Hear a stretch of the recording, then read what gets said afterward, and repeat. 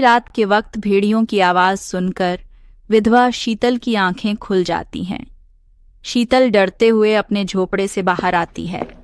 उस गांव में भेड़ियों का आतंक काफी ज्यादा था। चिंकी, कहाँ हो तुम?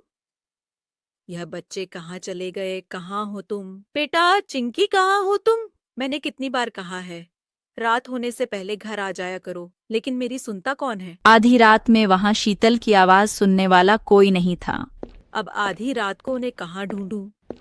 डरते डरते शीतल अपने बच्चों को ढूंढने लगती है, पर उसे बच्चे नहीं मिलते हैं। देखते ही देखते सुबह हो जाती है। बच्चों को ढूंढते ढूंढते सुबह हो गई। पता नहीं मेरे बच्चे कहाँ होंगे। शीतल अपने बच्चों की तलाश कर रही थी, तभी वहां गांव वाले आ गए। पिंकी, क्या तुमने मेरे बच्चों को कहीं देखा है? नहीं तो क्यों? क्या हुआ? पता नहीं, मेरे बच्चे रात से कहीं चले गए हैं। शीतल, तुम्हें पता है ना, आजकल जंगल के बाहर खूंखार जानवर आते रहते हैं और मासूम उनका पहला शिकार होता है। कहीं ऐसा तो नहीं कि तुम्हारे बच्चों को उन जानवरों ने मार दिया हो? ऐसा मत कहो तो अब तुम ही बताओ, वह रात से अब तक घर वापस क्यों नहीं लौटे? भगवान करे मेरे बच्चे सलामत हो। बच्चों को ढूंढते ढूंढते वो एक नदी के पास आती है, जहां एक अधेड़ उम्र के आदमी के साथ उसे उसके बच्चे दिखाई देते हैं। चिंकी, आप रात भर कहाँ थे? बच्चों, मैं कल रात से तुम्हें जंगल में पागलों की तरह ढूंढ रही हूँ। हाँ माँ, अंकल का बेटा पिंटू मेरा दोस्त है। हम उसी के साथ यहाँ खेलने आए थे। तुम्हें पता है, रात भर मैं कितनी टेंशन में थी। मम्मा अंकल अभी हमें घर छोड़ने आ रहे थे। ठीक है, अब शाम होने से पहले घर पर आ जाना है। दरअसल कसूर इनका नहीं है। कल यह दोनों मेरे बेटे पिंटू के साथ यहाँ खेलने आए थे, मगर रात हो जाने की वजह से मैंने इन्हें घर नहीं जाने दिया था। बच्चों को सलामत देख शीतल की जान में जान आती है। वो गुड्डू को आभार कहती है। इसमें शुक्रिया की कोई बात नहीं, ये तो मेरा फर्ज था। पर अगर बुरा ना लगे तो एक बात पूछूं? जी पूछिए। वो आप अकेली खतरे से खेलते हुए यहाँ तक आई।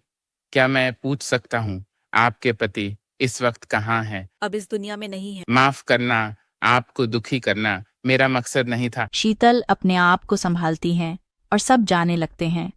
तब गुड्डू कहता है। एक बात कहूँ, अगर बच्चे चाहे तो रोज इन्हें यहाँ खेलने आने देना। यहाँ मैं अपने बेटे जैसा ही इनका ख्याल रखूंगा। सब जाने लगते हैं। अब शीतल के बच्चे हमेशा गुड्डू के बेटे के साथ खेलने के लिए नदी किनारे पर आते थे, और हर बार शीतल भी अपने बच्चों के साथ वहां आया करती थी। शीतल और गुड्डू एक दूसरे को मन ही मन पसंद किया करते थे। एक दिन गुड्डू शीतल से कहता है।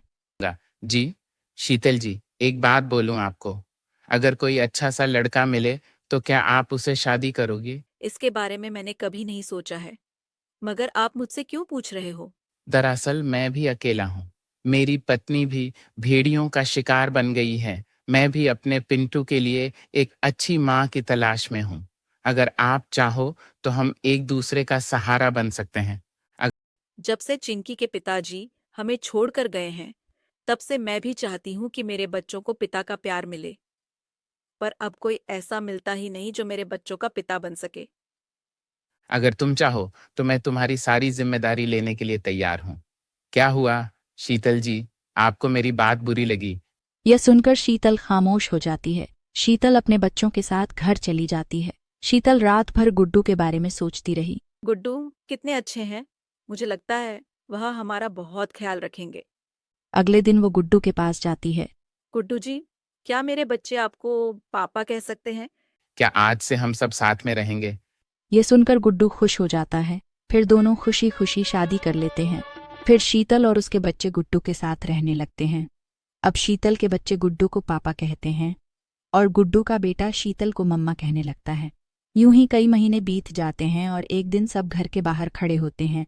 तब चिंकी बिटिया कहती है, माँ भूख लगी है, कुछ खाना दो ना। माँ मुझे भूख लगी है, मुझे कुछ दीजिए ना।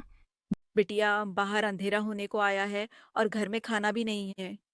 अभी इस समय हमारा बाहर जाना सुरक्षित नहीं है, मगर अरे शीतल, रात भर बच्चों को भूखा रखो कि क्या? बच्चों चिंता मत करो, मैं कुछ करता हूँ। चाहे कुछ भी हो जाए, अपने बच्चों को भूखा नहीं रख सकता। मगर इस वक्त बाहर जाना खतरे से खाली नहीं है।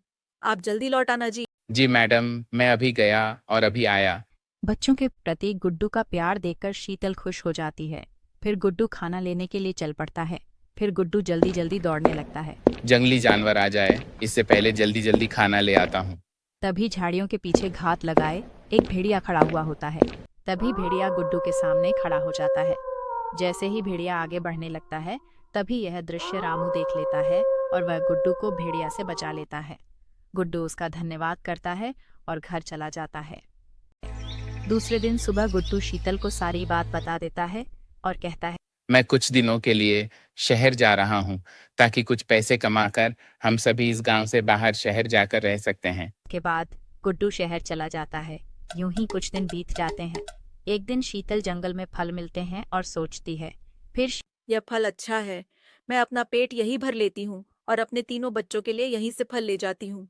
फिर शीतल तीनों बच्चों के लिए 3 फल लेकर घर की ओर चल पड़ती है। शीतल तीनों बच्चों के लिए फल लेकर जा रही होती है, पर रास्ते में एक फल नीचे गिर जाता है जिसका शीतल को पता नहीं चलता। घर जाते ही शीतल तीनों को फल देने लगती है। ये लो चिंकी, तुम्हारे लिए। ये लो तुम्हारे लिए। राजू, अरे तीसरी सेब कहाँ गिर गई? पिंटू बेटा, शायद तुम्हारे हिस्से की सेब रास्ते में गिर गई। अपने दोनों बच्चों को फल देने के बाद शीतल को पता चला कि एक सेब रास्ते में गिर गई है। सौतेली माँ आखिर सौतेली होती है। यह जानबूझकर मुझे भूखा रख रही है ताकि मैं चला जाऊं।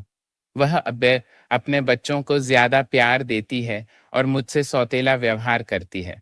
शीतल की बात सच थी, मगर पिंटू को गलतफहमी हो चुकी थी। पिंटू के दिल में शीतल के प्रति नफरत हो गई थी। गलतफहमी की वजह से पिंटू के दिलो दिमाग में शीतल के प्रति नफरत भर गई थी। वह सोचता है, मुझे कभी माँ का प्यार मिलेगा या नहीं। ऐसे ही समय बीतता गया और कुछ महीने बाद गुड्डू शहर से आ गया। पिंटू ने सारी बात गुड्डू और शीतल को बताई। पिंटू की बात सुनकर शीतल के सर पर आसमान टूट पड़ता है। शीतल कहती हैं, आखिर तूने ऐसा क्यों कहा बेटे? तुम्हें कुछ गलतफहमी हो गई है। माँ आखिर माँ होती है, चाहे वह सगी हो या सौतेली। हमेशा अपने माता पिता की कदर करनी चाहिए। यह सुनकर पिंटू दंग रह जाता है। मुझे माफ कर दो माँ, मुझ पर एक मेहरबानी करोगी कि अगले जन्म में मुझे तेरी ही कोख से जन्म लेना है।